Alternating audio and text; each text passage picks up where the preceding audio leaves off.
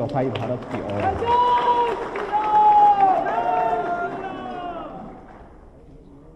भाइयों बहनों, बहुत सारे ऐसी बातें जो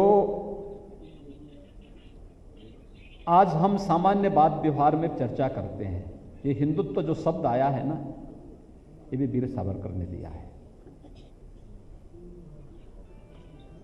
हिंदी व्याकरण के बहुत सारे ऐसे शब्द हैं जो वीर सावरकर की देन है।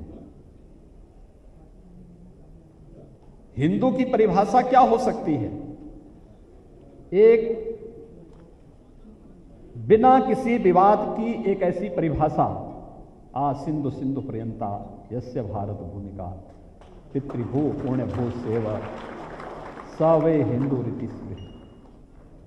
इस परिभाषा को भी अगर किसी एक युग दृष्टा राष्ट्र ऋषि ने इस भारत को दी और सनातन हिंदू धर्मावलंबियों को दी कि आपकी वास्तविक पहचान क्या है और कैसे आपको हिंदू कहा जाएगा, यह भी वीर सावरकर की देन है।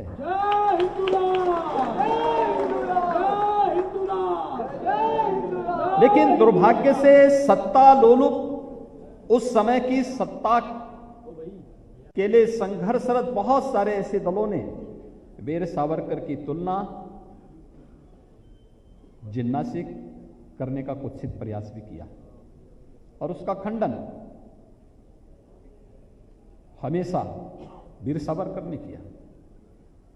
उन्होंने कहा था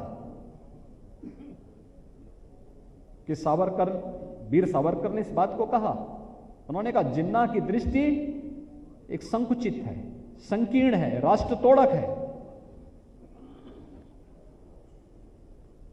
वह विराटता नहीं उसके अंदर है। उनकी दृष्टि बहुत संकीर्ण है।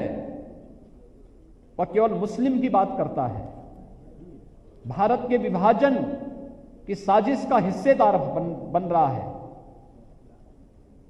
लेकिन मेरी दृष्टि संपूर्ण भारत की है। जो कानून भारत में हिंदुओं पर लागू हो वह मुसलमानों पर भी लागू हो, वह क्रिश्चियन पर भी लागू हो, वह पारसियों पर भी लागू हो, मैं इसका पक्षधर हूं।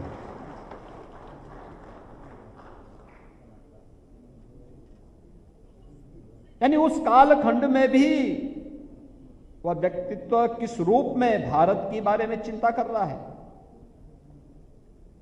भारत की यानी उन्हें जब ब्रिटिशर ने कैद से मुक्त किया, रत्नागिरी में भी काफी दिनों तक उन्हें नजरबंद करके रखा गया, लेकिन उस सब के बावजूद कभी उन्होंने अपने मुद्दों, अपने मूल्यों, अपने आदर्शों से कोई समझौता नहीं किया।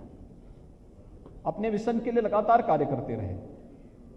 राष्ट्रपिता महात्मा गांधी, नेताजी सुभाष चंद्र बोस और भारत माता की उस समय की तत्कालीन तमाम राष्ट्रीय नेताओं के साथ उनका संवाद, उनका संपर्क ये लगातार बना रहा है। मिशन एक ही था, कैसे भारत स्वतंत्र हो और भारत की स्वाधीनता का स्वरूप क्या होना चाहिए।